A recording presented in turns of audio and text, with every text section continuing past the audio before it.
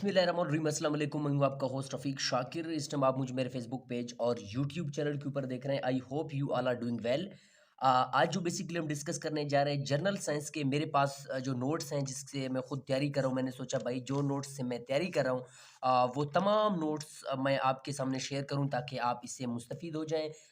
ज़रूरी नहीं है कि आपके एसबीकी के टेस्ट में हेल्पफुल हो, ये आपके किसी भी टेस्ट में, अगर आप कोई भी टेस्ट दे रहे हैं तो उसमें जो जर्नल साइंस का पोर्शन है वो आपके हर सूरत, हर हाल में आपसे सवालात होते हैं, वो आपसे हर हाल में पूछे जा सकते हैं। तो इस हवाले से ये वीडियो है। तो जनरल साइंस के जो मैंने खुद नोट्स बनाए, तो इस नोट्स को आज मैं वन बाय वन करके डिस्कस करता हूँ। आपको पता चल जाएगा कि ये नोट्स कितने इंपॉर्टेंट हैं।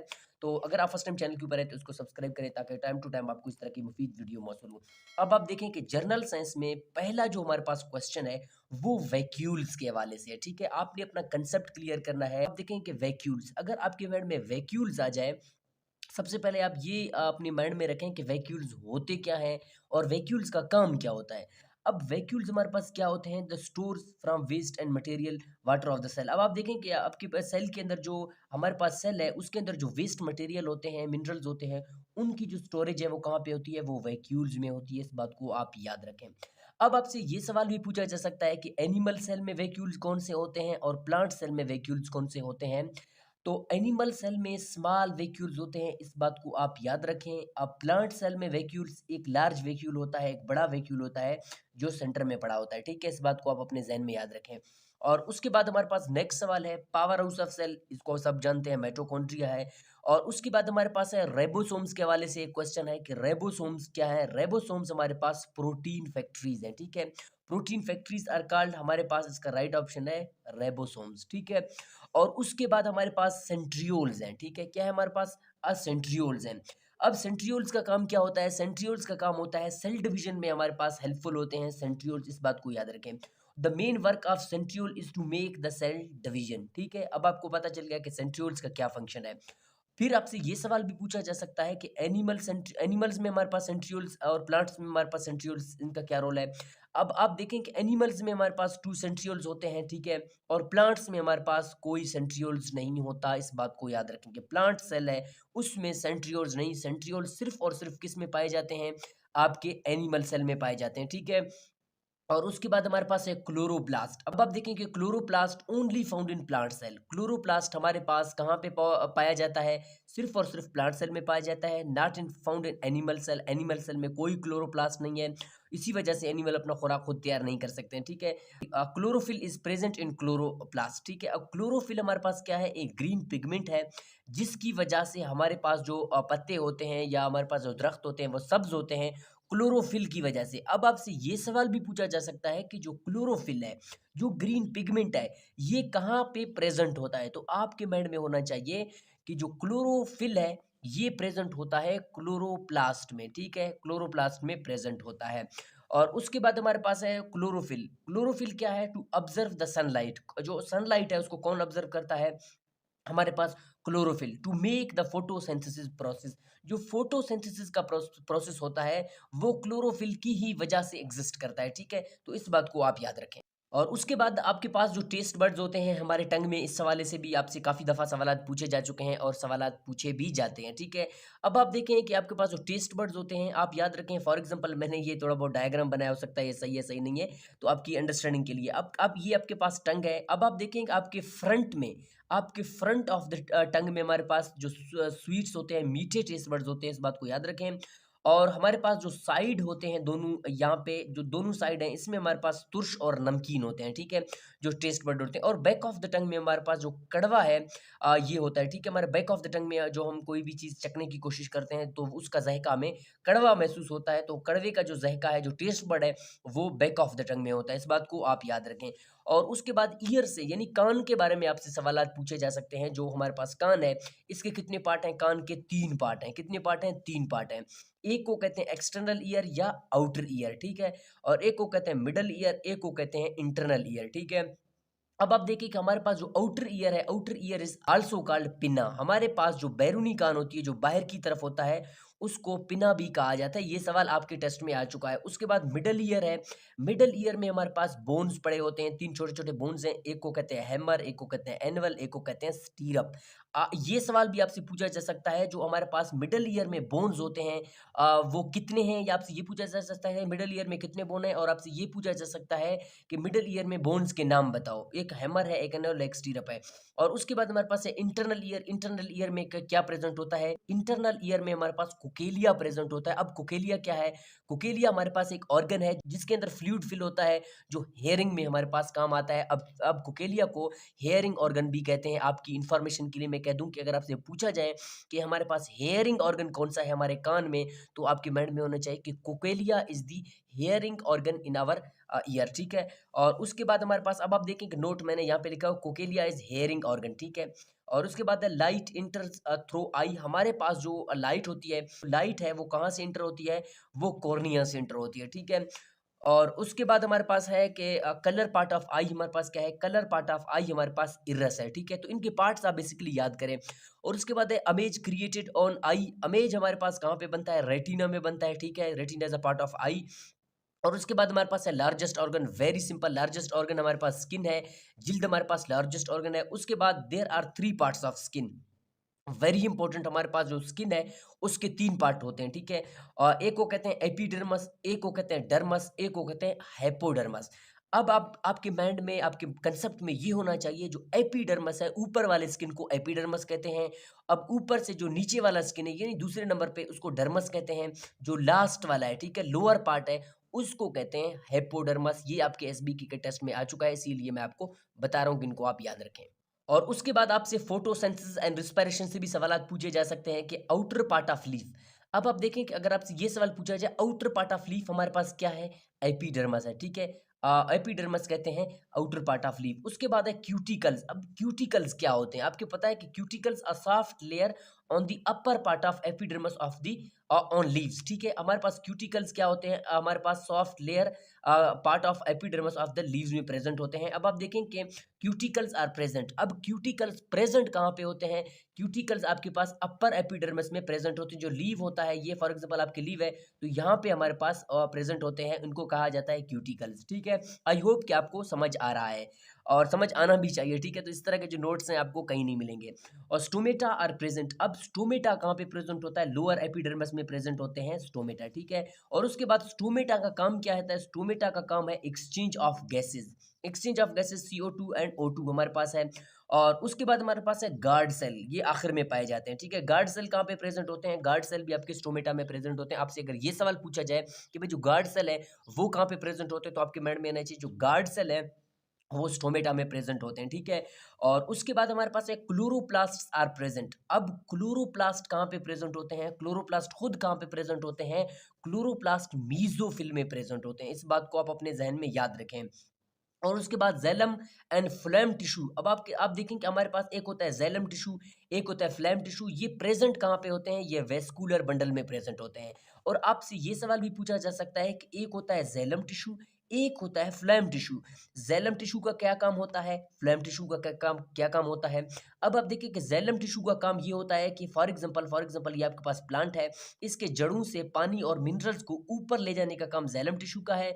और यहाँ पे पत्तों के ऊपर जब खुराक तैयार होती है, उसकी ट्रांसपोर्टेशन पूरे पार्ट ऑफ द प्लांट में कौन ट्रांसपोर्ट करता है? फ्लैम टिश्यू ट्रांसपोर्ट करता है। इस बात को आप याद रखें। और उसके बाद हमारे पास है प्रोसेस ऑफ फोटोसिंथेसिस। अब आप देखें कि आपके पास जो प्रोसेस ऑफ फोटोसिंथेसिस है उसको आप देखें, आपसे ये सवाल भी पूछा जा सकता है कि वो आपको इस तरह दिया जाएगा, ऑक्सीजन, ग्लूकोज, हमारे पास सनलाइट है, क्लोरोफिल है, कार्बन डाइऑक्साइड है और वाटर है। इसका जो सीक्वेंस है वो ऐसे है। ठीक है। हमारे पास पानी है, कार्बन डाइऑक्साइड है, देखें हमारे पास वाटर है, कार्बन डाइऑक्साइड है, और हमारे पास सनलाइट की प्रेजेंस होनी चाहिए, क्लोरोफिल है, उसके बाद जो प्रोडक्ट है ग्लूकोज है, और हमारे पास ऑक्सीजन है। इस बात को आप याद रखें। तो सीक्वेंस आपको याद होना चाहिए। सीक्वेंस हमारे पास H2O CO2, हमारे पास सनलाइट है, क्लोरोफिल है, ग्लूकोज है और ऑक्सीजन है। ठीक है। और आपसे उल्टा भी पूछा जा सकता है। ठीक है। तो आपने अपना सीक्वेंस याद रखना है। और उसके बाद हमारे पास है क्लोरोफिल है। क्लोरोफिल के बारे में आपको पता है कि क्लोरोफिल कितने लाइट्स को ऑब्जर्व करता है? Chlorophyll observe 3 lights. हमारे पास ब्लू है, ऑरेंज है और रेड है।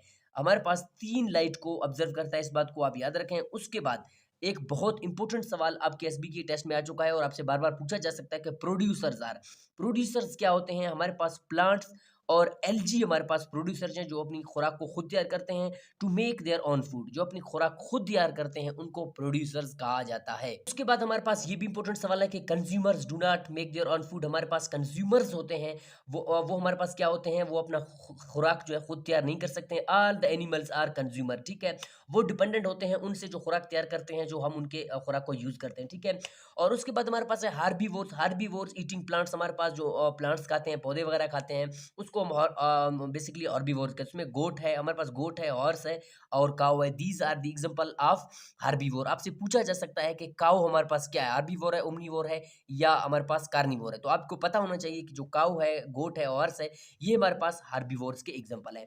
उसके बाद कार्निवोर्स का क्या मतलब है? Carnivores those animals which eat other animals flash, ठीक है। हमारे पास क्या होते हैं, उनको क्या कहा जाता है? कार्निवोर्स। हमारे पास क्या है? कैट है, डॉग है और लैन है। ये हमारे पास कार्निवोर की एग्जांपल है, ठीक है।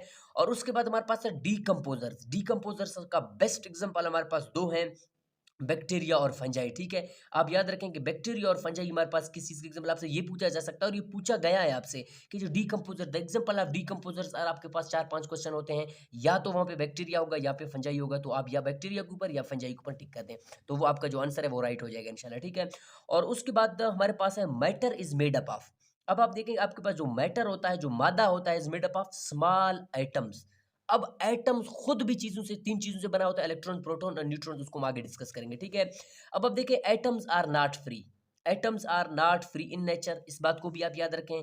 उसके बाद है ग्रुप ऑफ एटम्स हमारे पास मिलकर क्या बनाते हैं? मॉलिक्यूल्स बनाते हैं, इस बात को याद रखें। और मॉलिक्यूल्स हमारे पास होते हैं वो फ्री इन नेचर होते हैं, वो एग्जिस्ट करते हैं। अब हमारे पास जो एटम्स होते हैं वो फ्री इन नेचर नहीं होते हैं, मॉलिक्यूल्स हैं ये फ्री इन नेचर्स होते हैं, ठीक है। और उसके बाद ये सवाल भी आपके एसबीके के टेस्ट में आ चुका है कि जो सेम एटम्स हैं वो मिलकर क्या है बनाते हैं? एलिमेंट्स बनाते हैं, ठीक है। सेम एटम्स आर एलिमेंट्स, ठीक है। उसके बाद एलिमेंट्स हमारे पास टोटल कितने हैं? नेचुरल हमारे पास एलिमेंट्स 92 है और बायो एलिमेंट्स हमारे पास कितने हैं? 16 है, इस बात को आप याद रखें। और उसके बाद हमारे पास सिंबल ऑफ एलिमेंट्स आपसे पूछे जा सकते हैं कि आपके पास सिंबल ऑफ एलिमेंट्स आपको पीरियोडिक टेबल में आनी चाहिए। अब आप देखें कि हमारे पास हाइड्रोजन है, हीलियम है, ऑक्सीजन है, नियोन है, आर्गोन है, नाइट्रोजन है, फ्लोरीन है, हमारे पास क्लोरीन है, ब्रोमीन है, आयोडीन है, कार्बन है, ये सारे हमारे पास क्या है? These are the symbol of elements. आपको सिंबल ऑफ एलिमेंट आनी चाहिए। फॉर एग्जांपल 2-3 मैं आपको बता देता हूँ। जिस तरह हाइड्रोजन है, हाइड्रोजन का H है, हीलियम का He है, ऑक्सीजन का O है, नियोन का Ne है और आर्गोन का Ar है। तो इस तरह आपके पास जो एलिमेंट्स होते हैं, एक दफ़ा आपसे गुज़ारिश है भाई आप प्रोडक्ट टेबल को भी देख लिया करें, ठीक है? तो ये सिंबल आपको आने चाहिए। और उसके बाद हमारे पास मोस्ट इंपोर्टेंट सवाल ये भी माना जाता है, आपके टेस्ट में आ चुका है कि जो हमारे पास नाइट्रोजन है उसका परसेंट कितना है हवा में, ठीक है? हवा के अंदर यानी एयर के अंदर नाइट्रोजन का कितना परसेंट है? सबसे ज़्यादा नाइट्रोजन है 78% है। ऑक्सीजन हमारे पास कितना है? 20.9। कभी-कभी 20.9 भी आपसे पूछा जा सकता है, कभी 21 भी पूछा जा सकता है। तो ये दोनों सही है, 20.9 भी सही है और 21% भी सही है, इस बात को याद रखें। और उसके बाद कार्बन डाइऑक्साइड का मिकदार हवा में कितना है? 0.03% है, ये आई होप कि आपने पढ़े भी होंगे। और आर्गोन हमारे पास कितना है? 0.9% है और अदर गैसेज हमारे पास 0.17% है। और उसके बाद very important, two solutions are called. दो सॉल्यूशन जब हम बनाते हैं उनको क्या, कौन सा सॉल्यूशन कहते हैं? बाइनरी सॉल्यूशन कहते हैं, ठीक है। और उसके बाद अगर कोई भी सॉल्यूशन हम बनाते हैं उसके अंदर हमारे पास, अगर हमारे पास लेस क्वांटिटी में जो सॉल्यूशन हो उसको हम क्या कहते हैं? उसको हम सॉल्यूट कहते हैं। क्या कहते हैं उसको? सॉल्यूट कहते हैं। इसका एग्जांपल मैंने लिखा हुआ है साल्ट, नमक, ठीक है। और उसके बाद अगर सॉल्यूशन में हमारे पास लार्ज क्वांटिटी में सॉल्यूशन हो उसको हम सॉल्वेंट कहते हैं। फॉर एग्जांपल हमारे पास पानी है, ठीक है। पानी और नमक को अगर मिला दिया जाए, अगर पानी का मिकदार ज़्यादा हो तो वो सॉल्वेंट है, अगर नमक का जो मिकदार है वो कम हो जाए तो उसको हम कहते हैं सॉल्यूट। इस बात को आप याद रखें। और उसके बाद हमारे पास है water is universal solvent. Water is universal solvent. Water क्यों यूनिवर्सल सॉल्वेंट है? क्यों? क्योंकि सारी चीजें जो है ना इसके साथ हल हो जाती हैं, इसी वजह से जो पानी है वो हमारे पास यूनिवर्सल सॉल्वेंट है। अब ये भी इंपॉर्टेंट है कि डाइल्यूट सोल्यूशन हमारे पास क्या है, और एक डाइल्यूट सोल्यूशन है, हमारे पास कंसंट्रेटेड सोल्यूशन है। डाइल्यूट सोल्यूशन और कंसंट्रेटेड सोल्यूशन में बेसिकली क्या फर्क है? आप देखें कि हमारे पास जो डाइल्यूट सोल्यूशन है, इसको याद रखें कि हमारे पास when the quantity of solvent is less. अब आप देखें कि अगर आपके पास लेस क्वांटिटी में सॉल्वेंट हो, सॉल्यूट और सॉल्वेंट को आप अपने माइंड में याद रखें। अगर बात की जाए सॉल्वेंट की, सॉल्वेंट कहते हैं उस चीज़ को जिसकी मिकदार ज़्यादा हो और सोल्यूट कहते हैं उस चीज़ को जिसकी मिकदार कम हो। तो आप देखें कि हमारे पास डाइल्यूट सॉल्यूशन है when the quantity of solvent is less. अगर सॉल्वेंट की मिकदार कम हो तो उसको हम डाइल्यूट सॉल्यूशन कहते हैं, ठीक है? फॉर एग्जाम्पल इसको समझे तो आपको समझ आएगा। हमारे पास पानी है और नमक है, वाटर एंड साल्ट। अगर वाटर लेस हो जाए, क्या हो जाए हमारे पास? वाटर लेस हो जाए, साल्ट लार्ज हो जाए, तो उसको हम कहते हैं डाइल्यूट सॉल्यूशन, ठीक है? आई होप कि आपको समझ आया। और उसके बाद हमारे पास है कंसंट्रेटेड सॉल्यूशन। हमारे पास क्या है? व्हेन द क्वांटिटी ऑफ हमारे पास सॉल्वेंट इज लार्ज। यहाँ पे लेस था, यहाँ पे लार्ज है। कंसंट्रेटेड में हमारे पास इज लार्ज इन क्वांटिटी। अगर हमारे पास सॉल्वेंट हमारे पास लार्ज क्वांटिटी में हो, is said to be concentrated, हमारे पास सॉल्यूशन बन जाता है। इसका एग्जांपल देखें, हमारे पास वाटर है और साल्ट है। अगर वाटर का मिकदार ज्यादा हो, यहाँ पे वाटर का लेस था, यहाँ पे ज्यादा है। अगर यहाँ पे ज्यादा है, नमक का कम है, तो उस प्रोसेस को या उस सॉल्यूशन को हम कहते हैं कंसंट्रेटेड सॉल्यूशन। इस बात को याद रखें, क्या कहते हैं उसको? Concentrated solution. आई होप कि आपको समझ आया। और उसके बाद हमारे पास ये भी इंपॉर्टेंट सवाल है, इसी वजह से मैंने उसको उर्दू में लिखा, इसका इंग्लिश मुझे नहीं मिल रहा था। हमारे पास जो सॉल्यूशन होते हैं, क्या तेल और पानी हमारे पास सॉल्यूशन है? नो। क्या हमारे पास चून और सल्फर है? बिल्कुल भी नहीं।